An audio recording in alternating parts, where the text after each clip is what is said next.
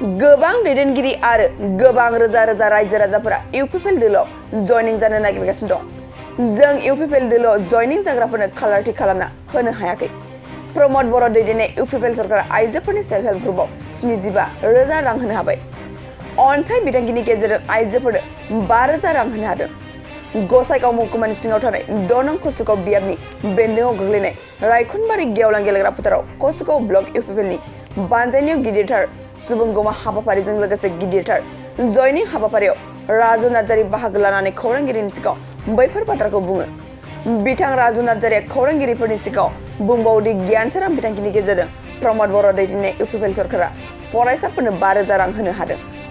थेमफाख्रि बायदि मोनसे मिशन लानो हादों आरो बायदि बायदि हारि जौगानायनि थांखि लानो हादों। थांनाय 1 खावसे बोसोरावनो इउपिपिएल सरकारा बिटिआर ओनसोलनि रायजो राजाफोरनो गोबां जौगानायनि खामानि मावबोनायाव गोबां साक्सेस जाबोदों होननानै बिथां राजु नार्जारिया फोरमायो। प्रमद बर' दैदेननाय इउपिपिएल सरकारा रायजो राजाफोरनि थाखाय गोबां सान्थि लाबोनो हाबाय। सान्थि फैनाय लोगो लोगोनो बिटिआर ओनसोलाव गोबां जौगानो हाबाय होननानै बिथां राजु नार्जारिया खौरांगिरिफोरनि सिगाङाव फोरमायो। खौरांगिरिफोरनि सिगाङाव मा फोरमायखो फै जों आबुङै मिथिना लानि। माने दिनै इउपिपिएलजों रिजेन जानाय बिजेपि जिएसपि आरो इउपिपिएलनि जे सरकार बेयो बोसोरथामाव आगान होबाय।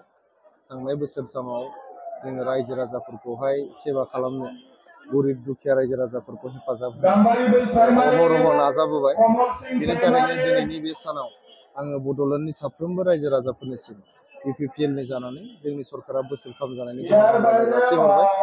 बेजों लोगोसे आङो गोजोननाय बावहरनो लुबैदों, हामलायनाय जासिहरनो लुबैदों जोंनि भारतनि गाहाय मन्त्रि मानगोनां नरेन्द्र मदि बिथांनो, नखर मन्त्रि अमित शाह बिथांनो, लोगोसे आसामनि गिबि मन्त्रि डक्टर हिमन्त बिश्व शर्मा बिथांनो।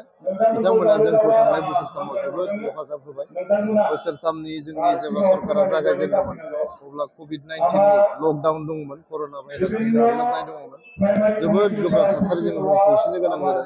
बै समावबो जोंनि भारतनि गाहाय मन्त्रि, नखर मन्त्रि, आसामनि गिबि मन्त्रि बिथांमोना जोंखौ जोबोद हेफाजाब होदोंमोन। जायनि थाखाय जों बेखौ सोरखिनानै दिनैहाय जों रायजो राजाफोरनि थाखाय गाहाम हाबा मावनो हादों। सेल्फ हेल्प ग्रुपफोरनो 75,000 रुपिस होनायनि जोङो खामानि मावनो हादों। अनसाय बिथांखिजों आइजोफोरनो 5,000 होनो हादों। गियान सोरांजों जोंनि फरायसाफोरनो 5,000 होनो हादों। जोंहा थेंफाख्रि बायदि मोनसे मिशन जों लानो हादों।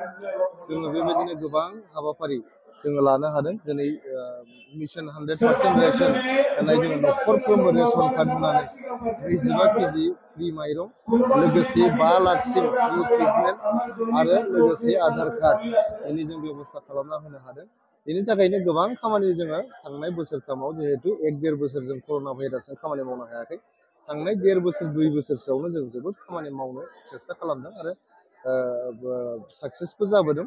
जोंनि प्रमद बर' सारनि दैदेननायावहाय जोंनि बड'लेण्ड ओनसोलाव स्थायि सान्थि फैदों, माने गोजोना गिदिंफैफिनबाय। सान्थि फैनायनि लोगो लोगो जोंनाव जौगानायनि हाबाफारिफ्रा जोंनाव जागायबाय। बेनि थाखायनो रायजो राजाफोरखौ खावलायहरदों जाहाथे बिथांमोना जोंखौ हेफाजाब होलांबाय थायो। आरो दिनै नोंथांमोना नुबाय कसुगाव ओनसोलाव जोंनि प्रमद बर' दैदेननाय बिटिआर सरकारखौ मोजां मोननानै जोंनि इउपिपिएलनि निति आदर्शखौ मोजां मोननानै 1250निफ्रायबो बांसिन गुबुन गुबुन हारि माहारिनि रायजो राजाफ्रा बेयाव जगदान जादों। गाहायै जोंनि आदिबासि हारिनि, सानथालि हारिनि जे जोंना एक्सट्रिमिस्ट अर्गानाइजेसन्सबो दंमोन, जेरै कब्रा मिलिटेन्ट अफ आसाम, जोंना नासला, आनला बेफोरनि गासैबो सारेन्डार होनाय जे जोंना फर्मार मिलिटेन्ट केडारफोर दंमोन। बे फर्मार मिलिटेन्ट केडारफ्रा दिनै इउपिपिएलआव जइन जाफैजोब्बाय। आरो बर'निफ्राय जोंहा NLFB होननाय मोनसे आफाद दङ। बे NLFBनि फ्राय 200सो केडारफ्रा दिनै बेवहाय जोंनाव जइन जाफैदों। बेखौ नुयोबा नोंथांमोना मिथियो जे जोंनि बिटिआर सरकारा आरो इउपिपिएल हान्जाया बेसेबां माने पपुलार, जनप्रिय जादों। दा जोङो डेट होथ्र'नो हायाखै। मोनफ्रोमबो समस्थियावनो जोंखौ माने डेट बिगासिनो दं जइन जानो रोजा रोजा सुबुंफ्रा। बेखौ नायोबा जोंनि बिटिआर ओनसोलाव इउपिपिएलनि अनगायै आरो गुबुन हान्जाया जेबो खामानि मावाखै।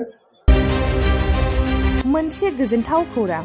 क'क्राझार सहरनि जेडि र'डजों नांजाबनाय सुदेमपुरि गांजिमा बाजाराव थानाय आइ आफा मेडलाइफ BM हस्पिटालाव बेराम सोखानो हानायनि गोबां खाबु दं। आइ आफा मेडलाइफ BM हस्पिटालनि फेसिलिटिफोरानो जाबाय medical laboratory, pharmacy, pediatrics, medicine, gynaecology, dental, urology, dental x-ray, play area, x-ray, sonography, OT, ICU, NICU एबा पीआईसीयू आरो आइ आफा मेडलाइफ बीएम हस्पिटाला 24 घन्टा जेब्लाबो खुलायै थागोन। लांलाय लाबोलायनि एम्बुलेन्सआबो मोजाङै सार्भिस थागोन।